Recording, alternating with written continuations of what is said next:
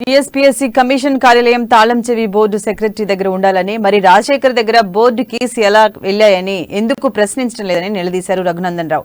TSPSC CC footage ను ఎందుకు seize చేయలేదని ఆయన ప్రశ్నించారు.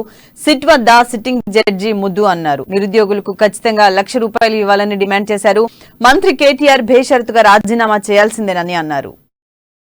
ఆలంచైతే ఎవరి దగ్గర ఉండాలంటే టీఎస్పీఎస్సీ సెక్రటరీ దగ్గర ఉండాలి. ఈ రోజు దాకా సిట్ అధికారులు ఒక్కరన్నా టీఎస్పీఎస్సీ సెక్రటరీ దగ్గరికి వెళ్ళి తాళంచై రాజశేఖర్ రెడ్డి దగ్గరికి గాని ప్రవీణ్ దగ్గరికి గాని ఎట్లా పోయింది అని చెప్పి నువ్వు చెప్పినావు కదా, మా దిక్కుకెళ్ళి ఒక ఐఏఎస్ ఆఫీసర్ ఉంటాడని. ఆ ఐఏఎస్ ఆఫీసర్ ని ఈ రోజు దాకా సిట్ ప్రశ్నించలేదు అంటేనే దాని వెనకాల మాకు అనుమానాలు కనబడతా ఉన్నాయి. టీఎస్పీఎస్సీకి మొత్తానికి ఒక చైర్మన్ ఉంటాడు. ఏదన్నా జరిగితే దానికి బాధ్యత వహించాల్సింది ఆ చైర్మన్ గారు. మీ సిట్ అధికారులు ఈ రోజు దాకా టీఎస్పీఎస్సీ చైర్మన్ కి కనీసం నోటీస్ ఇచ్చి 91 సిఆర్పిసి కింద నోటీస్ ఇచ్చి ఏం జరిగింది అని ఈ రోజు దాకా ఒక్క అధికారిని కూడా ప్రశ్నించలేదు. కాబట్టి మాకు సిట్ మీద విశ్వాసం లేదు. కేటీఆర్ గారు పోలీసు వాళ్ళు మంచి వాళ్ళే కావచ్చు, కానీ వాళ్ళకి కొలువులు కావాలి, వాళ్ళకి మంచి మంచి పోస్టింగ్లు కావాలి. దానికోసం మీరు ఎవరిని ప్రశ్నించమంటే వాళ్ళనే ప్రశ్నిస్తున్నారు, ఎవరిని సాక్షులుగా పెట్టమంటే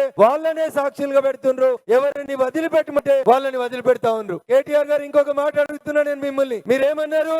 ఎవరో ఇద్దరు సన్నాసులు ఆ వ్యవస్థలో లోటుపాట్లు చేస్తే, తప్పులు చేస్తే మీరు మొత్తం వ్యవస్థనే తప్పు పడతారా అని అడిగినరు. సిట్ ఇన్వెస్టిగేషన్ పూర్తి కాకంటే ముందే ఇద్దరే దోషులని నువ్వు సర్టిఫికెట్ ఎట్లా ఇచ్చినావో కేటీఆర్ ఒకసారి చెప్పాలని చెప్పి ఈ సందర్భంగా అడుగుతా ఉన్నాం. నువ్వు ఇద్దరు దోషులని ప్రకటించిన తర్వాత సిట్ ఈ రోజు వరకు 13 మందిని అరెస్ట్ చేసింది, 80 మందికి ఇంకా కొత్తగా నోటీసులు ఇచ్చింది. అంటే కేటీఆర్ నేను చెప్తుంది నిజమా, నువ్వు చెప్తుంది నిజమా అని ఒకసారి ఆలోచించాలి. సిట్ లో ఉన్నటువంటి అధికారులకి నిజంగా చిత్తశుద్ధి ఉంటే మొట్టమొదట